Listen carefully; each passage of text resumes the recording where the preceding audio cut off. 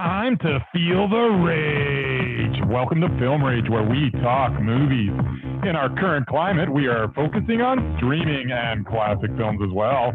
Directors and actors beware, as you cannot hide from the rage. My name is Bryce, and I'm part of the Film Rage crew, which also includes Jim. Hello, Jim. Hey.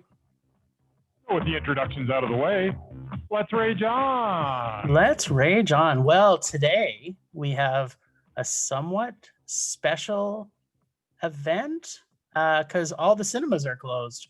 And COVID-19 has forced us to accept dares from clearly demented and disturbed people to watch some desperately awful, sadistic, rage-filled dares. Plus, we watch some new streaming. Then some other stuff happens.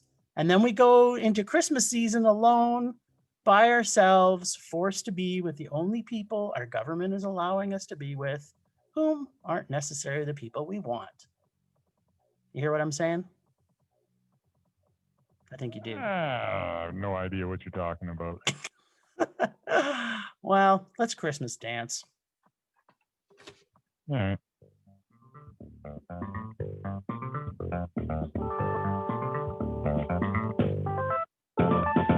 Streaming. Motherfucking streaming. We've been just streaming. Apparently we're going to be streaming for the rest of our lives. And Bryce, what are we doing? Yeah, we're streaming. And Murray's watching football nonstop this week. Yeah. All right. So we are going to start with Porno. Who doesn't love porno? We've been talking about doing it on the show for years. Why haven't we talked about porno? Because there hasn't been a movie called Porno before.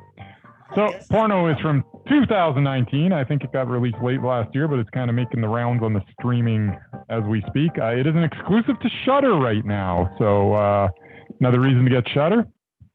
It's got some, fairly original content, and there's lots of good stuff on Shudder. Fun for hours. So, Porno. Movie theater employees discover a film that unleashes an alluring succubus who wreaks havoc on their teenage minds and bodies. The film takes place in the early 90s as the movie theater is playing Encino Man and A League of Their Own. The teens involved here are all fairly steeped in religion, which the film does play for some laughs without being insulting. The religious tendencies are necessary to push the story forward by explaining many of the motivations of each character. Eventually, they find a movie in a hidden part of the movie theater through a series of events. They watch said film, and a demon from hell is unleashed. Bum, bum, bum. From there we get a penis ripped off and someone's testicles explode. Pretty standard fare.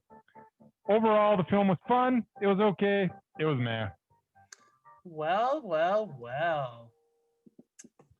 Encino Man or A League of Your Own. Both not great choices. I choose Porno. Which would you choose? I choose Porno. Porno. Fair enough. I mean, if I have to choose between those two, I would do what they did and choose Porno. There you go.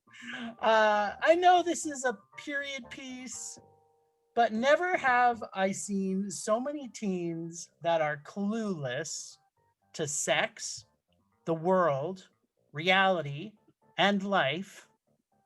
Now I get it. They seem to be shrouded in right-wing Christian veils of ignorance. And initially, I was kind of bothered by this. But then I really started to enjoy their innocence and the film's geekiness. Great creep factor, great suspense, weird and wonderful 80s porn freakiness. I loved creeping along with the whole cast of misfits, naivete that was these high school dorks. FYI, Todd, the most adorable little ginger ever. Heavy Metal Jeff is the best name for anyone ever in any movie. I think I might even steal this going forward.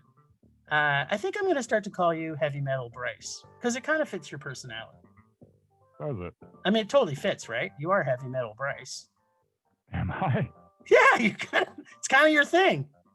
You're even wearing your heavy metal headband today, so there you go. It's perfect. The only only issue is that Heavy Metal Jeff's testicles. Well, no, let me back up. The only problem with Jeff is that he was clearly the weakest link in the group. Is that the Satan sign you're giving me? I love it. Maybe. Hail Satan. Wow. Jeff's testicles were pretty disgustingly interesting, to say the least. It's a nice bow that Ricky ties, though. Who knew you could tie a bow out of mutilated testicles to be a nice, clean package to open later? Merry Christmas, Heavy Metal Jeff and his girlfriend. Love the poster of Chesty Morgan. That was a huge surprise for anybody that's over the age of 40. I'm going to imagine that they know who Chesty Morgan is. It was a huge surprise, and it was like, what? How did that just show up in the movie? Interesting how they all end up being by themselves to allow the sex demon to attack them, though. Not that I minded at all. This it just kind of added to the whole hot sex demon who happens to be super hot. And if I had to answer which is my favorite kind of demon, I would say sex demon, hands down. Right? If you're going to be possessed by demon, killed by demon, whatever, by demon, please at least have sex with me first. Oh my God, the full frontal nudity shot of the devil's wiener causing Heavy Metal Jeff to run from the theater saying, "I'm out," was priceless. Favorite line, all these porn chemicals running around in your brain, giving you hallucinations and whatnot, is totally typical of satanic takeover of the mind. I like this film a lot. Had great nudity for all the nude lovers out there. Very LGBTQ friendly-ish, as it has representation. But because it's early 90s period piece, it still has some 90s mentality about treating people who are LGBTQ. So it's got the representation. Yep, could have been avoided. Got enough gore, wiener mutilation, demon fucking demon, getting fucked by a demon, and finally fucking up the demon. So, to summate, lots of fucking, lots of demon, lots of movie geekdom and dorks all trying to be cool. All in all, it was a fun little horror romp. Gets a fuck you, hot demon meh. Okay, that was a lot of F-bombs there. You're making me uncomfortable. Well, I can't help it. There was a lot of fucking that was going on in this movie. Like, you can't ignore the fact that there was a lot of demon and there was a lot of fucking. It's just, you can't avoid it. It's there. All right. Fair enough. What else did we see? We saw Zombie Child. Zombie Child. Yeah, also came out late 2019. And this one actually, I think, ended up at a bunch of festivals too. Oh, really? I think I remember hearing about it. Yeah, no, it did, and it had some pretty good reviews, if memory serves me correct, when it was making the rounds. Well, you know what we say about reviews. Yeah, well. So Zombie Child, 2019. It is also playing on Shudder. Shudder. I love when you do the dum. So. All right, so I feel as though I should have liked this more than I did. It causes a great many questions to come up in your mind as you watch it, and pretty much resolves none of them. It does not presume to lead you in any direction, but rather lets you come to your own conclusions. At no point does it tell you how to think about anything you're watching. Perhaps one of the more objective films that I've actually ever watched. The filmmakers showed an ability to weave a story of a Haitian man in the 1960s who was buried and comes back to life to work in the sugarcane fields a few days later. They combine that with a story of a spoiled teenager 55 years later who befriends a Haitian immigrant because of her connection to voodoo, so she can resolve her romantic woes over a recent breakup. It's kind of impressive that they were able to put these two stories together, and gotta say it's original. Yeah. The movie bounces back and forth between the stories, and eventually the stories come together in a fairly effective climax. Ultimately, I wanted more. To be honest, I cannot even tell you what I mean by that. I was left a little bewildered by the end. There was nothing wrong with this, but as an overall experience for me, it was meh. Interesting. Very interesting. So I want to start with saying yuck to a blowfish murder. It was an interesting start to a movie. I mean, you don't get blowfish murders very often. Interesting start and a little true to the craft, which makes the start to me just that much more super cool. Absolutely. The double layered plot lines crossing somewhat as we end the film makes it an interesting suspense. The film is a biopic, but you'd never know as the film unravels. To say this is a traditional horror film is to say that Santa comes twice a year. Except he doesn't, except maybe with Mrs. Claus. And it's not, by the way. Nor do I think that it's even a horror film at all. As any listeners who have listened to our podcast for a long time, my favorite genre of horror film is zombies. Now, this covers all types of zombies: fast zombies, slow zombies, zombie-adjacent films like 28 Days Later. But my absolute favorite of sub-genre horror zombie is real-life voodoo zombies. Oh, okay. I thought it was like zombies that, work in the sugarcane fields. Yeah, well, that's part of it. That's the same thing. Yeah. It's all part of the same genre. It's because guess what? The actual true zombie films, it's fucking weird shit. Like it's there's a lot of history and follow-up been done on zombieism from Haiti. So it's an interesting concept.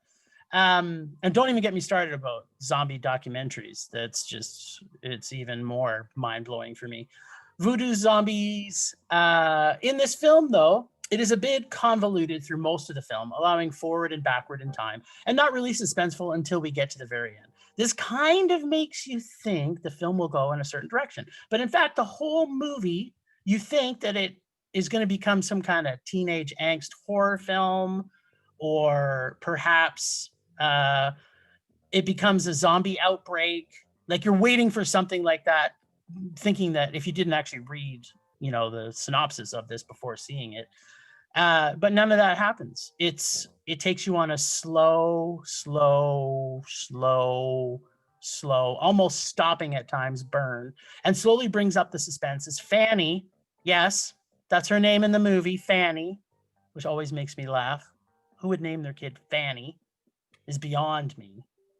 And I think it's probably the best name that's ever been created. Good name. I like it. Fanny. If I wasn't calling you Heavy Metal Bryce from now on, it might be Fanny. I wouldn't mind that. I like it. So yeah, she goes to visit Melissa's aunt, the Mambo. Shit gets real and then gets fucked up and then gets more real, then more fucked up again. And then real again, as we find out at the end, real life biopic of Clairvius Narcy gets a Haitian zombie fucked up Mondo. I love this. The parts you were saying that, it's like you can't have a reason. I kind of went through that whole journey myself. And then I was kind of like, well, it kind of delivered everything I wanted. I couldn't find any faults with it other than it was a little bit convoluted, but I kind of liked the convoluted. And I had no problem with the convoluted. There was so much that I should have liked in this, but at the end of the day, I just had an overall impression. And when I was done the movie, I was like, if someone would have described this movie to me, I would have said, oh, that's right up my alley. I am going to absolutely love this movie. But when I experienced it, it was okay.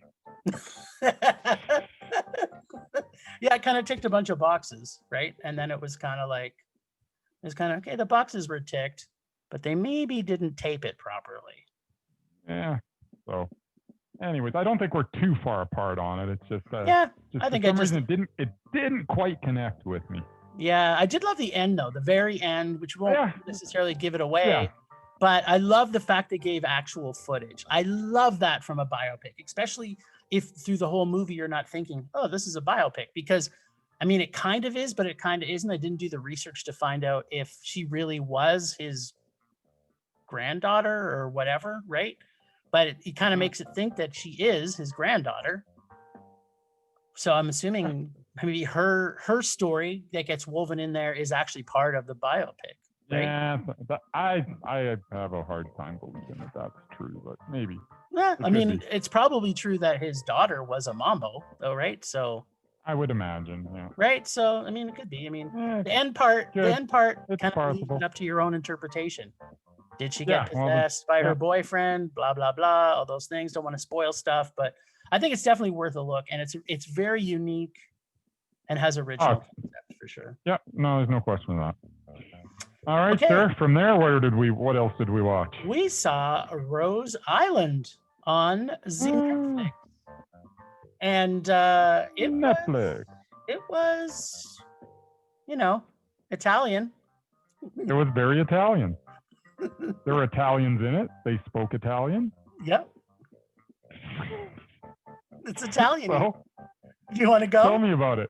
No, okay. You're taking the lead on this one. Okay. Oh no, maybe I'm taking the lead on this one. Sorry. You can do whatever you want. This is our podcast. We can do whatever the hell we want. All right, I'm going to take the lead. So, an Italian engineer builds an island off the coast of Italy in international waters and declares it a sovereign nation. I love it. I want to be there. I know. Sign me up. How do I become a citizen? This is a film that is very watchable. It is funny in parts. It is an interesting tale based on actual events. The lead actor, Elio Germano, has a charm about him. There's no question. In watching the movie, I mean, it's amazing that the UN was actually considering recognizing Rose Island as a nation. I know. I don't think that ever would have happened, but the fact that they were even talking about it is kind of amazing. This endeavor by an Italian engineer actually changed the world as they doubled the distance off coasts of countries in international waters to prevent this from ever happening again. It was very interesting bit of entertainment. I don't know what else to say. It was a very watchable mess. You know what? Sometimes we just stream the same thing, right? Like, I mean, we're obviously watching the same movie, but yeah, I think we kind of have a similar feel for this one. I love that even in the most serious of movies, that the Italians can find campy, silly fun. Like, it's like, I'm not saying that this movie is a super serious movie, but certainly the plot of this story is a super serious idea. And yet you give it to the Italians and they're kind of like, let's make this silly. It's super silly. Yeah. We'll make some fun. It's fun. It's silly. Yeah. Right? I mean, you can't love some of the parts. I love the concept of this film. I think most people wish they could fight the power and fuck the man Italian style. I really enjoyed the story as it was unfolding. I feel that it did not have enough historical information, and they tried to cram in a lot in a short amount of time, which leaves you with the feeling of really knowing any of the peripheral characters. Like, I think it was so focused on him that the peripheral characters weren't really developed to the way they should have been. You kind of got a little snippet of them. And because they tried to cram so much into it, that the character development kind of fell apart a little bit. For me, I need a character development, and biopics are already coming from a place of disappointment to begin with. I would much rather have seen a documentary about this personally. Not sure how much actual footage exists. Well, they had some at the end of the movie in the closing credits, though. I mean, there's got to be some. Yeah. So, I mean, there's got to be enough people to interview about it. It wasn't that long ago, was it? Yeah, well, after 50. So, I mean, that's a long time. I guess. It's a bit of a long time ago. Most of them are probably dead. But, biopics are basically medium shitty, just like people. This was a fun idea. And as with most Italian films, had some great quirky humor, but suffered the biopic trauma of being a biopic. Italy is a great country, but Rose Island is only a meh. Suffered with too many money shots, too many staged money shots near the end. It stopped feeling natural as it got to the end, and in my opinion, took away from the film a bit. So, I don't know. If you kind of felt that too, there was a couple of shots that are just kind of like, okay, this is just too staged. It doesn't feel real, right? Yeah, like the whole scene when there's no question. It's, and that's the things that with biopics, right? It's kind of like it's also the thing with Italian movies. They'll take a simple concept and they'll spice it up. That's a spicy meatball. Yeah, spicy a meatball. It's delicious. Delicious a meatball. Yeah, All right. that's enough of streaming. Let's talk about other stupid things. Whatever. We're going to talk about, well, I guess we got kind of a special holiday double dare. Yeah, is that what we're calling it? I think that's what we're calling it. It's our special holiday double dare. Okay. So I tell you, so we're going to be talking about two films that we got dared to see, and I don't know about you. It was an experience. Yeah, it was an experience. Please tell me about Santa and the Ice Cream Bunny, please. All right, I will. So I'm on it. I'm all over this. Santa and the Ice Cream Bunny from 1972, which by the way, you can stream on Tubi. Tubi. For all your crap needs. That should be their subtext of their advertising. For Tubi. For all your crap needs. By the way, that's got a 1.3 rating on IMDb. That's got about out of 10. It's probably 3 points higher than I think it should deserved, but keep going. Okay, so here we go. Santa and the Ice Cream Bunny is the story of Santa's sleigh with him in it getting stranded in Florida. And then in the middle of the movie, for some reason, Santa tells a group of kids the story of Jack and the Beanstalk. Apparently, there's another version of this where he actually tells the story of Thumbelina instead of Jack and the Beanstalk, but I digress. Well, on Tubi, there was like 4 different versions of Santa Claus and the Bunny. Yeah, I didn't watch the Riff Tracks version. I watched the original version. I don't want people talking over it. I'll talk over it myself. I kind of wish I was watching the Riff Tracks. So this film is one of the most frustrating things that I have ever watched in my whole freaking life. It makes no sense. It doesn't follow any rules. Santa is stranded, and it seems to establish early on that he can't leave his sleigh. Otherwise, why would he just be sitting there sweating his balls off in the hot Florida sun? So Santa just sits there, roasting in the sun, I guess waiting for someone to help him? Then we get a bunch of kids seemingly magically summoned to come and find Santa. They all show up and decide that they will try to bring various animals to pull Santa's sleigh instead of reindeer. We got a goat, and a pig, and a dog, and a horse. Now, none of these animals were actually hooked up to the sleigh. They just sort of backed them up, where they should have been harnessed, and then they shrugged their shoulders, and as the animals could not pull the sleigh. Of course they couldn't pull the sleigh. They weren't hooked up to the sleigh. At some point, we also got Tom Sawyer and Huckleberry Finn showing up. And at this point, I find myself saying, okay, why not? I'm on board now. Let's just take this train to where it goes. So then Santa tells the story of Jack and the Beanstalk. For what reason, I have no idea. Then we get the climax of the movie. Here comes the Ice Cream Bunny driving a vintage car full of children. Where did he come from? Why is he the one to save Santa? Really, what the hell is an Ice Cream Bunny? Can you please just give me some sort of explanation why the Ice Cream Bunny is here?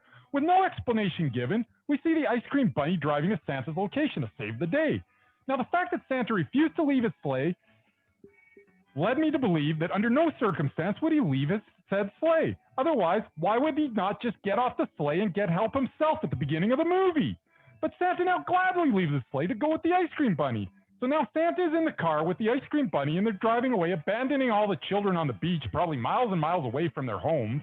And where the hell are they going? Is the Ice Cream Bunny going to drive Santa all the way to the North Pole? And by the way, while all this foolishness is going on, Santa's sleigh magically disappears from the beach. Where did it go? Has it been transported to the North Pole? What is going on?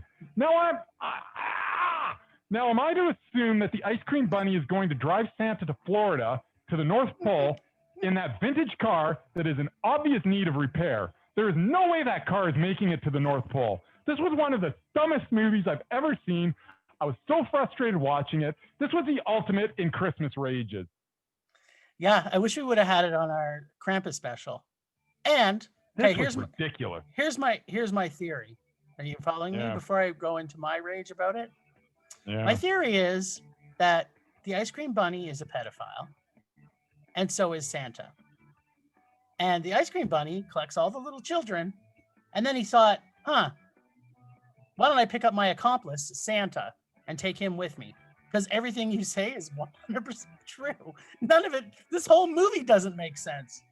Nothing makes sense. The only thing that would make sense is that the bunny, or the person dressed up as a bunny in a suit, and Santa, who couldn't seem to even go in the nice, cool, breezy water to cool off instead of, like, as you say, sweat his balls off on the sleigh, is like the only thing that would make sense is that this was made by pedophiles for pedophiles. Santa and the Ice Cream Bunny. First off, what the fuck was this? And why would anybody make this awful mind rape film? Yes, this was a mind rape. My brain was violated in a way that it will never recover. The sound mix is basically unlistenable. I quote my dear wife as we were watching this when she said, "This is a home movie." And then she said, "What the fuck is this?" And then she stopped watching it. She left the room and said, "Goodbye." This film is unwatchable. And to dare someone to see this is to say, I hate you more than Hitler. So I dare you to see this movie. I can't, or maybe don't want to talk any more about this, but please know this torture watching this movie is not the same as watching, say, a terrible movie like 9 Lives or The Cutting Edge. Why, you ask? 9 Lives is a big budget movie with big stars, and they were thinking, we're making a hit movie here. We've got all these stars. Where this, on the other hand, was made by mentally ill idiots who knew full well this movie was shit and had no hope of more than 100 people in the world ever seeing it. Oh, but many people have. Yeah, I know, because it got 1.3 rating, and I hasten to even ask how many reviews got it to 1.3.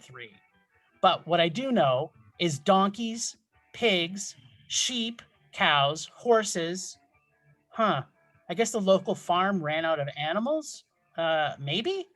Was the parade of animals that lasted 15 minutes, was it really truly necessary?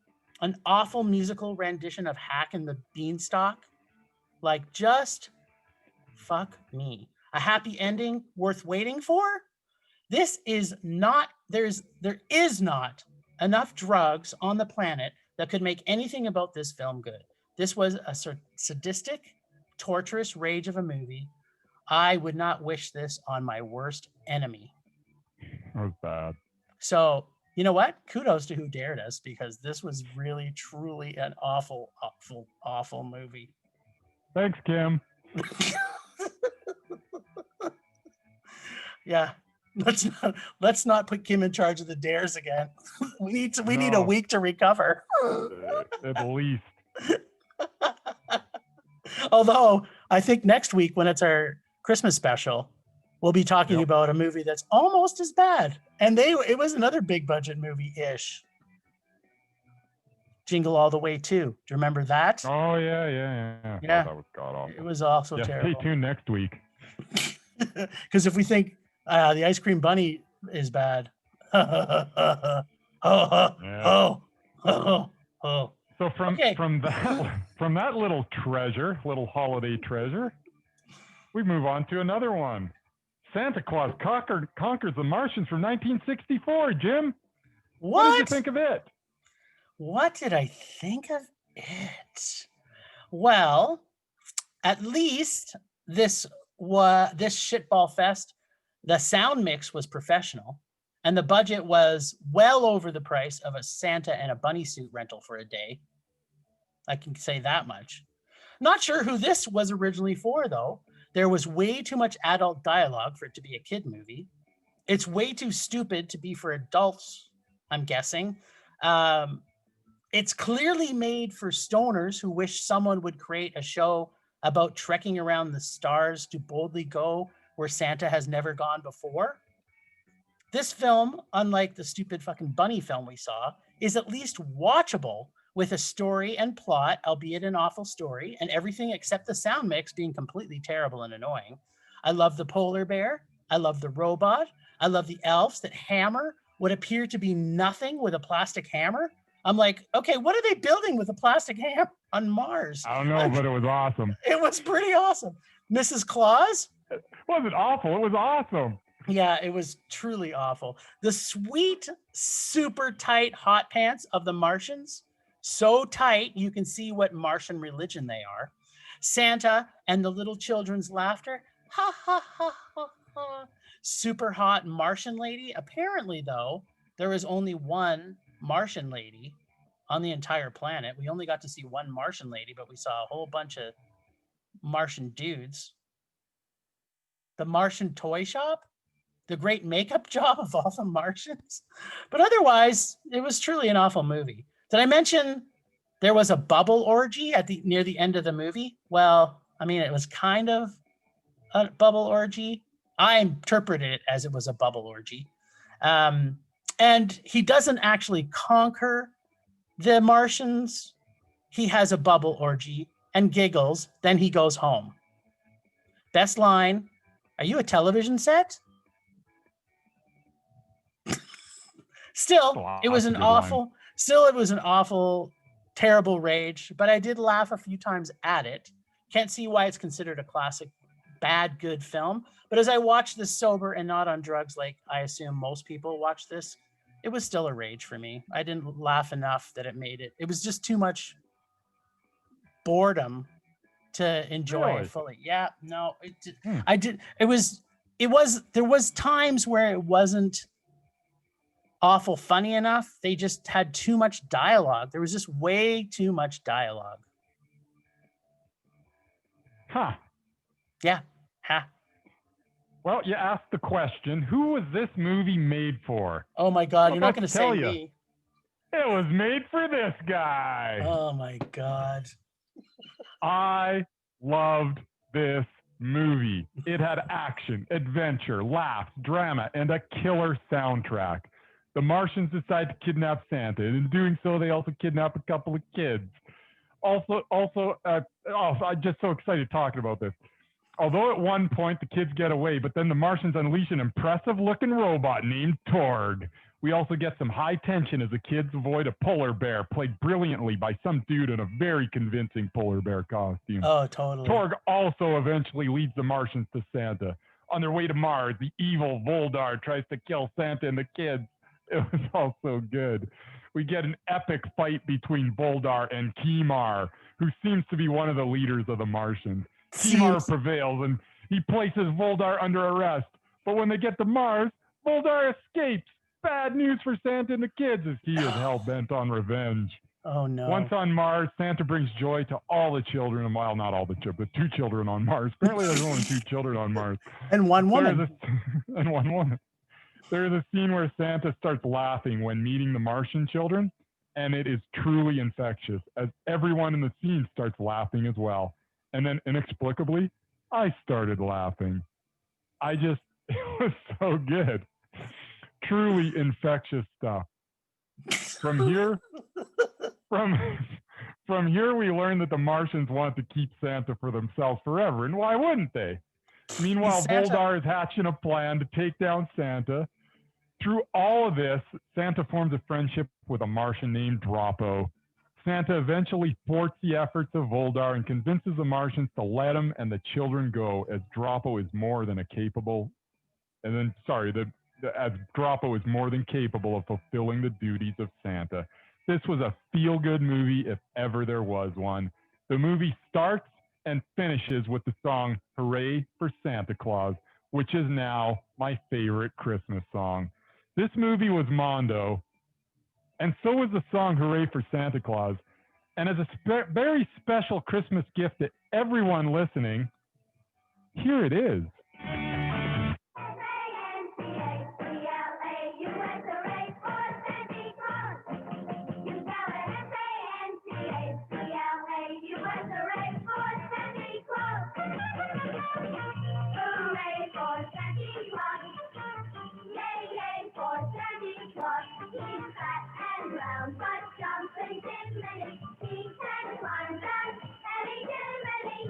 When we hear sleigh bells ring,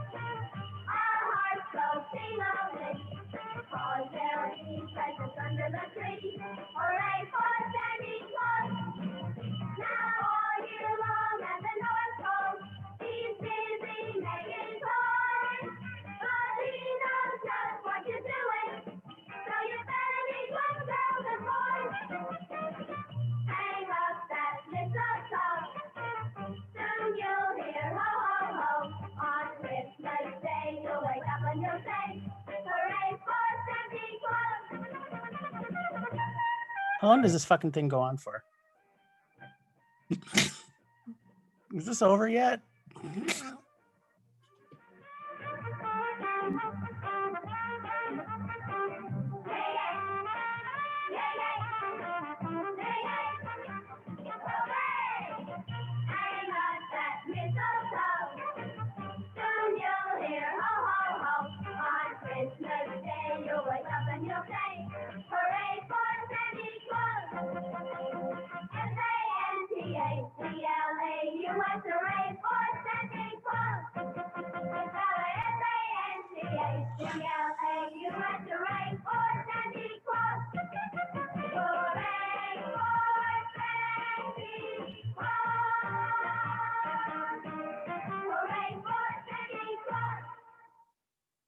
Ha! How good was that?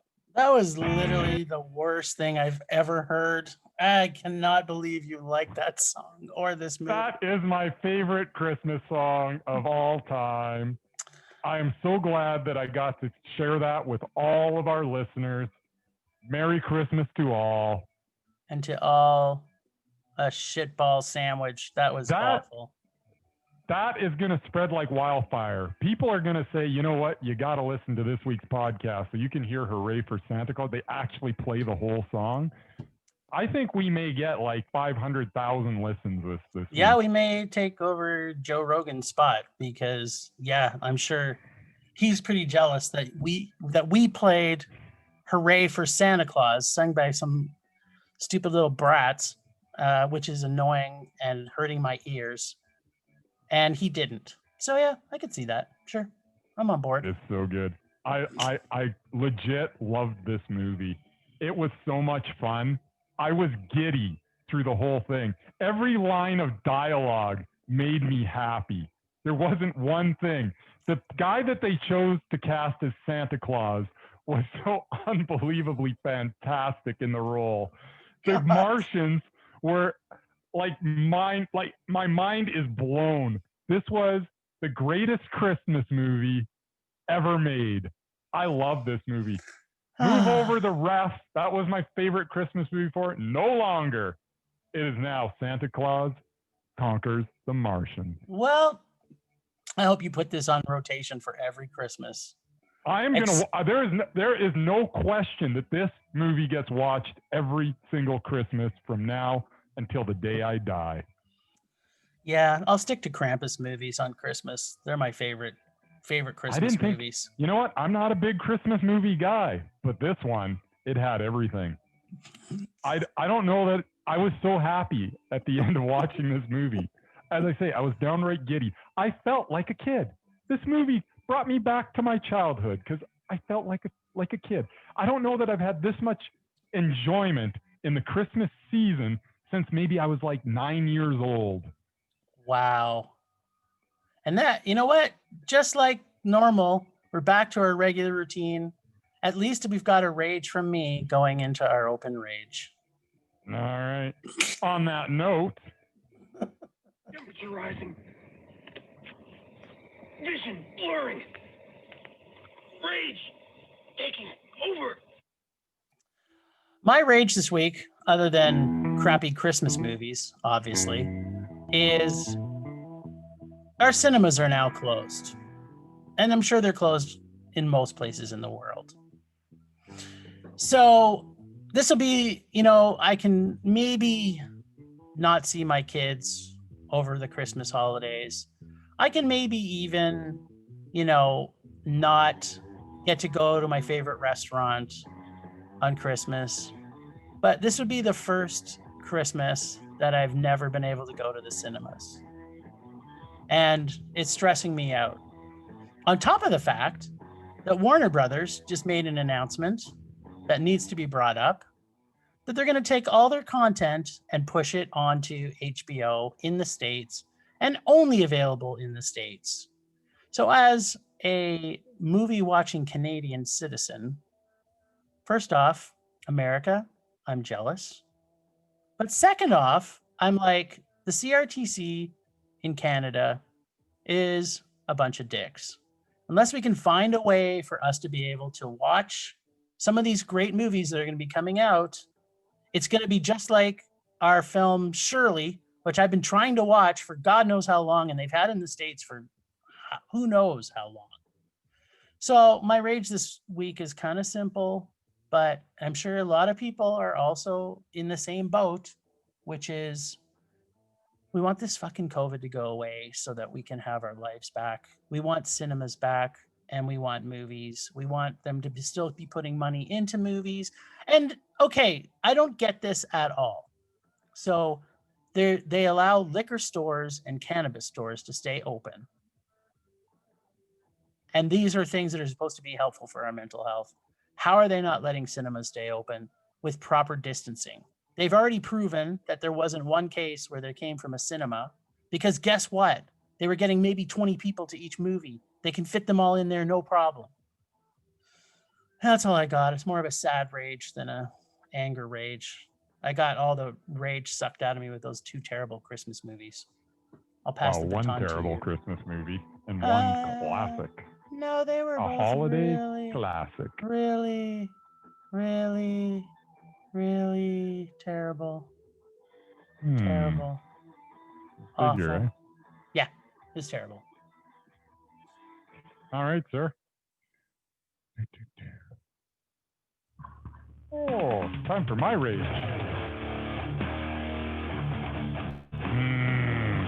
Music's making me rage. Are you ready? I was born ready to rage. All right, my rage this week is the fact that if you watch Santa and the Ice Cream Bunny, there is a scene where all the boys and girls are summoned to save Santa Claus. In this scene, boys and girls are shown playing baseball, playing with a dog, skipping rope, wrestling, throwing a frisbee, and skateboarding, among some other stuff too. The screen then freezes mid-action, which was no big deal, but the part with the little girl skateboarding froze just as the girl was about to take a fall off the skateboard and do a face plant onto the concrete.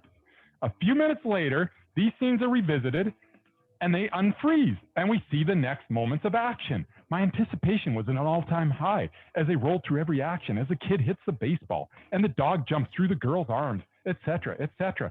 Now my anticipation was building because I could not wait to see the little girl do a face plant onto the concrete.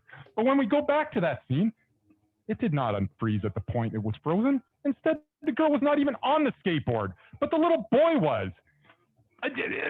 She was... Okay, sir, let me get this straight. The movie that you just said, which was a Mondo. No, that's Santa Claus and the Ice Cream Bunny there, Dip. Oh, you were talking about the other terrible movie? Yes. I'm not talking about Santa Claus Conquers. Are you even listening to me? Apparently Anyways, not. Apparently not. What is going on? Why does every scene continue from the moment they have been frozen except for this one? Every other scene was a direct sequence from where the screen was frozen, except for the skateboarding scene. This movie could have given me one little bit of pleasure, but they could not even give me that. If I could have seen that little girl fall on her face, I may have even made this movie a meh. But instead, it was another frustrating sequence among the sea of turds that made up this movie. I truly hate Santa and the Ice Cream Bunny. So... you just wanted a double rage? It made me angry. I swear they froze all those scenes, and I was like, "What the hell's going on?" And then when they revisited it a couple minutes later, and they started showing all the, because as soon as that happened, I was like, "Why didn't they show the girl fall on her face?" She literally is on the skateboard. She goes and puts her foot down, and she slips, and she starts to fall forward, and they freeze it. And literally, she is about to do a face plant onto the concrete. And I was like, why are they freezing it? And then they go back. And all of a sudden, they're showing where they froze. And they literally, where they stopped it, they rolled the film forward after that. I was like, this is fantastic. The little girl's coming up. The little girl's coming up. I'm going to see her do the face. And then they go to that scene, and it's not where they froze it. She's not even on the skateboard. Wow, I can't believe I don't know that I've ever been so upset about anything in like the last 3 years. Yeah, the rest of the movie was, I mean, that face plant wouldn't have saved us to a man. I can't believe it would have. There was just so much bad about this whole thing. I think it might have. No way. The sheer anticipation that it caused me. I was like, wow, at least there's something here. There's something. They couldn't even give me that. Yeah, Those of course dirty, they rotten wouldn't. bastards. Those bastards. Because Why the would kid. they dangled that little carrot in front of me, and that Did you say frickin' Ice carrot? Cream Bunny grabbed it and ate it instead of showing it to me. That's true. So I am not. He is I a am bunny. so not cool with those bastards. Oh, that's too bad. Nah. See, whereas me, I was just raging because the whole movie was terrible. Yeah, the whole movie was terrible, but it had this potential to make me smile once, and it couldn't even do that. Just give me one smile. Just one. You can't even give me that. God, I hated that movie. Well, maybe you'll see her do a faceplant in your dreams. Yeah, we can only hope. All right. Rage subsiding. Pulse slowing. Finger fading. Okay. Well, these are a couple reminders more than anything else. But I do have to ask you, did you get a chance to rewatch Wonder Woman? I did. You did? I did. Oh, I'm so happy to hear that. I wanted to get Robin Wright on the list. I know you did. I wanted her to be Undoubted. I do too. But it's impossible because Wonder Woman was not a good movie. It was meh at best. And it wasn't even a high meh where I could maybe fudge it a little. Let's give it a little nudge into Mondo so I can get Robin Wright. No, can't do it. Wonder Woman was the definition of meh. In fact, as I say, it was a low meh. It did not connect at all with me. Robin It Wright. is not a good movie. Robin and I wish Wright. that it was, because nothing would make me happier than putting Robin Wright on the list, but I can't. Sorry. Well, I can't argue with the fact. I mean, I'm in love with Wonder Woman, so I have rose-colored glasses on. Yes, they must be really rosy, because if they made that movie into a Mondo for you, okay, you just literally gave one of the worst Christmas movies a Mondo, so you cannot be the person in glass houses. I gave the best Christmas movie ever made a Mondo. Yeah, no. So anyway, Wonder Woman, interestingly enough, the first time I saw it, I started to not be too happy with it. But after the fourth time I saw it in the theaters. Well, I've seen it twice now, so you're saying I got to watch it like 2 more times and maybe it'll creep back up? I don't can't know. get to a Mondo, man. I don't think it will for you. But it's funny because the first time I was watching it, I was going like, okay, some of this is just dumb. But then I allowed comic book reality to be my own reality, and then I was okay with it. The things that bothered me about it just got absorbed into the fact that, well, this is a comic book universe. Who am I to think of logic in this movie? And then it was okay. All right. So that's one down. Did you happen to see anything with Kelsey Grammer or Denise nothing Richards?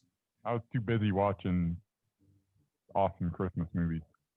Yeah.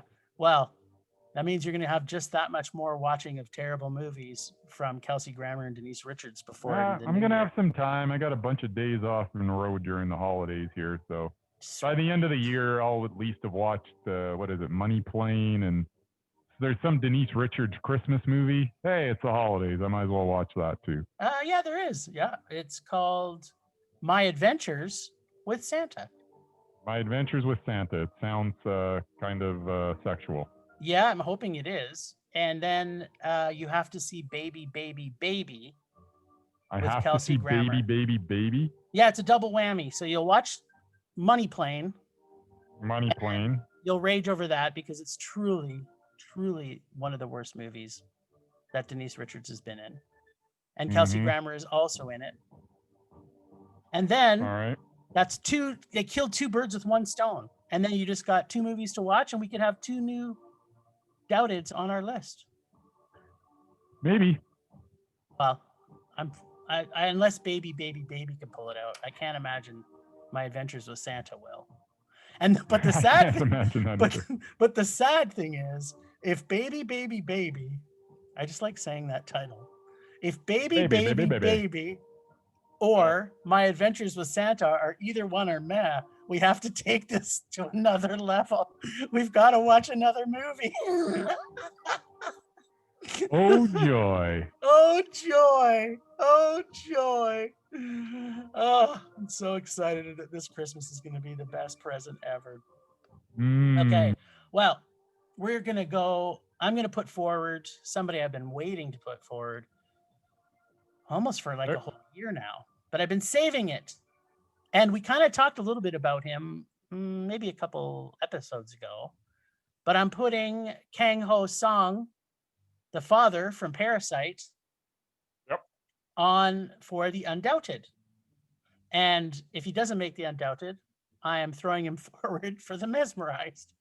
So I have a feeling, because I think I've actually looked at him before, that this might just make it. But let's, what do you got? So there's 2 movies on it I haven't seen. And if you've seen them, I'll probably just have to see one, because I can't imagine either one of them will be they have to be a meh or Mondo. So I think there's a pretty good chance of that. So 2013, he was in the movie called The Face Reader, which I have not seen. I haven't seen it. Then he was in 2013, he was in The Attorney, which to me was a Mondo. Yep, Mondo. And then 2015, he was in The Throne, which I also have not seen. The Throne. No, I don't think I've seen it either. Okay, well, I'm pretty sure you've seen these other ones. 2016 is The Age of Shadows, which for me was a Mondo. Mondo. A Taxi Driver, which was also a Mondo. Mondo. Parasite, which was a Mondo. We already know that. And then The King's Letter, which I did not love. I gave it a meh. King's Letter. What was it about? Let me read the synopsis. Did I see this? I don't know. Not sure. That is a good question. How long? When was it out? Like it was out in 2019. It's a historical film about King Sejong, who risked everything of his to invent the Hanminjeongyam Korean script for his people and the people who weren't recorded in history. All right, I got some watching to do. I don't think I saw that. Yeah, so you got to see 3 of them. It was a meh for me. I didn't hate it, but I would watch that one first, because the chances of you raging off something would be that one first. So I would watch The King's Letter for you first, if I would say. All right, and I have a Mesmerized to put forward based on last week, which is Marianne Jean-Baptiste. Oh, yeah, of course. She's totally mesmerizing. Everything that she's fantastic. She just shines. Yeah, absolutely shines. And you're right. When she's on the screen, I can't look away. She's fantastic. Yeah, she kicked Mel Gibson's ass in The Fat Man. Like when she was on screen, he's like, "What? Mel Gibson? Did you hate her? Whatever." Okay, and I'm putting one more. No way, man. Not ever saying it until he apologized to all my Jewish friends personally. Okay, so I'm putting one more forward just because I know we've talked about her. I think we tried to get her on Undoubted, but there's a couple movies in there we didn't love, and that's Lupita Nyong'o, who to me is mesmerizing. Yeah, no, I got no problem with that. She absolutely is. And she is a very beautiful woman. She is stunningly beautiful, and I just want her to be in everything, everywhere, all time. We know she can do comedy. We know she can do action. We know she can do dramas. We know she can do horrors. What can't she do? Was there a genre that she hasn't been in that we maybe haven't seen? I think she can do it all. And if has she done a rom-com? Has she done a rom-com? Because I'm not sure. I might even watch it if she was in a rom-com. There you go. Well, that's right there. That shows you how much you love this lady. Yes, it's true. All right. Well, that's it for the list this week. Cool. Let's go to our favorite segment of all time. This week on Rage or Dare, we had to watch The Jew Hater yet again, when Mel Gibson, Jodie Foster, and a couple of old movie TV hacks threw together this action-adventure comedy love story from 1994 called Maverick. This week, Bryce will have to choose to go back to his early Christmas present and the dare bag, or will he stick with the great and powerful Rage? Let's start with Bryce and see if Jodie Foster, the Mesmerized, meets the racist Mel Gibson to make a classic 90s throwback, or will it make him and I rage, because that's the best that racists deserve. Bryce, over to you. Maverick. I saw this in the theater. Maverick. I saw this in the theater back when it came out in 1994.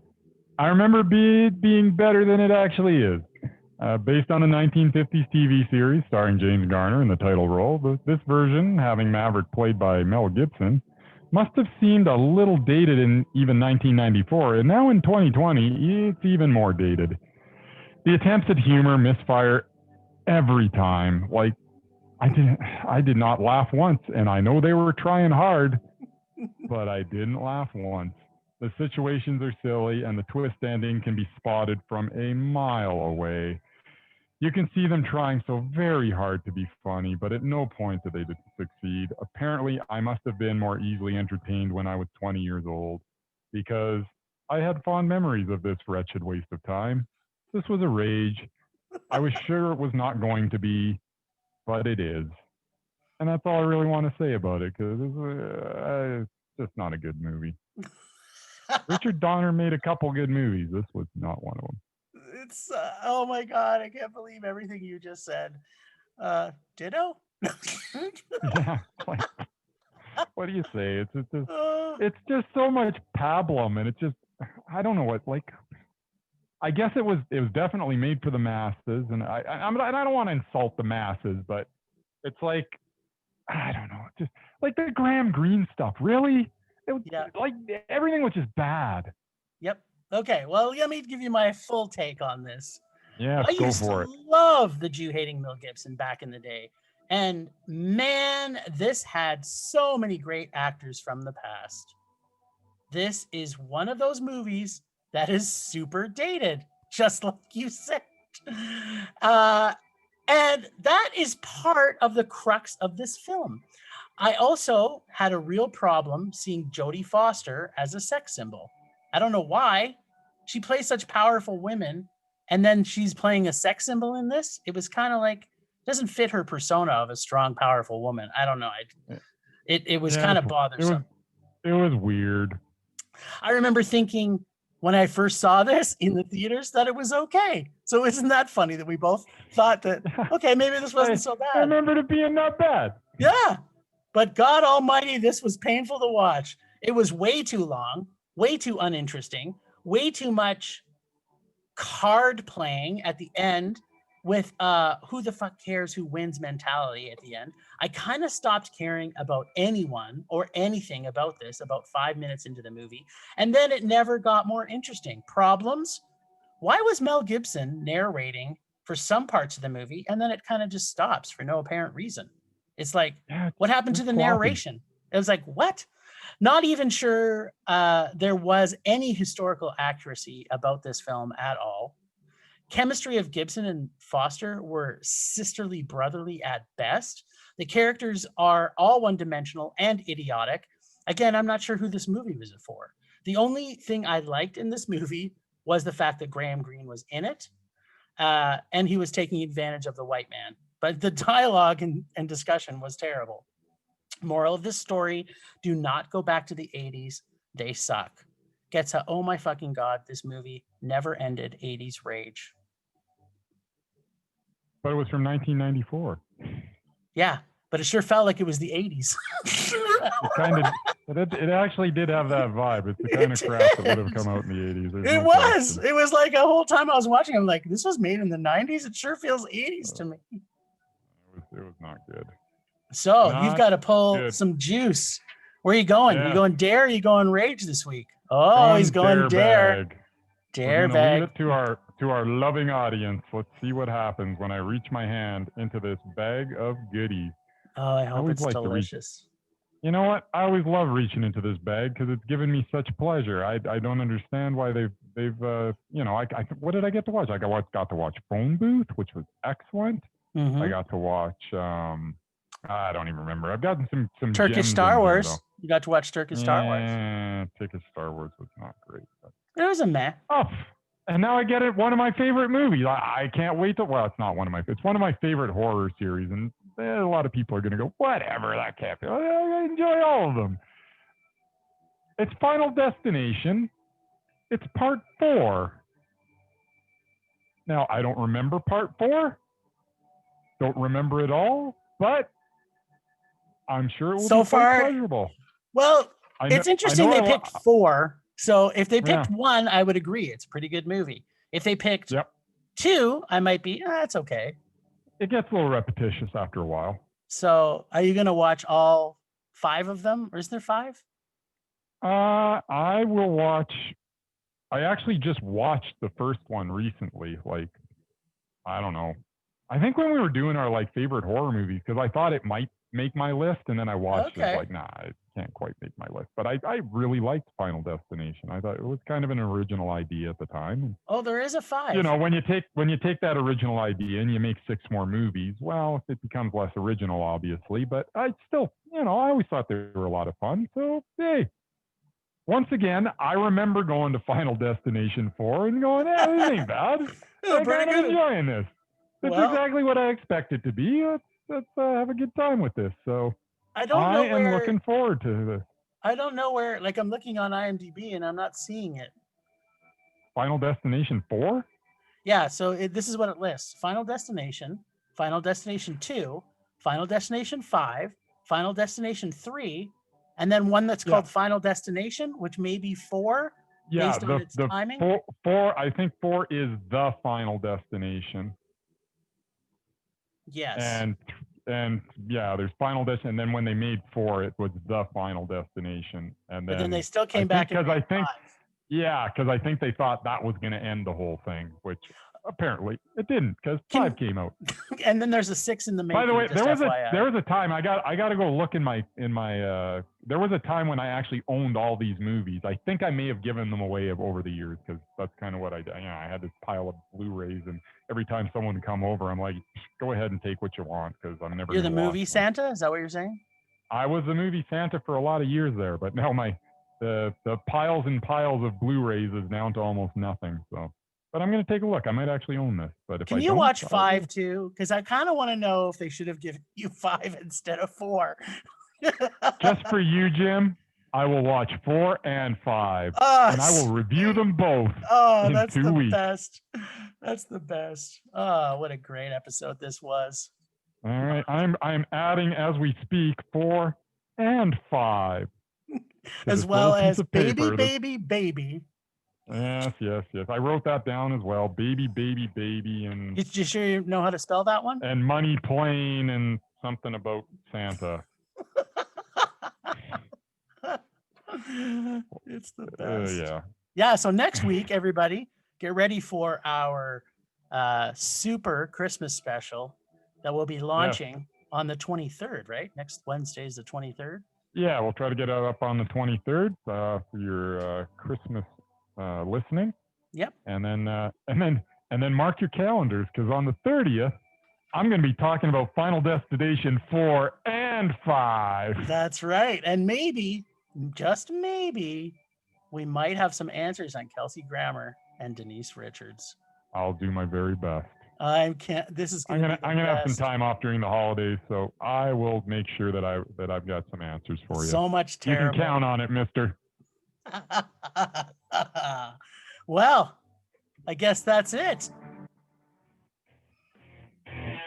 Thanks, Ragers, for listening. Thanks to the extended Film Rage crew of Leonard Conlon for artistic vision photography via Leonard Conlon Photography. Listen to us on all podcast streaming sites. Find us on all social media at Film Rage YYC, and check out our website at filmrageyyc.com. We are always wanting your feedback to make this a raging blast for all listeners. So please comment often, and please make us rage. Please. Please. That's it for this week. Rage on. Rage on.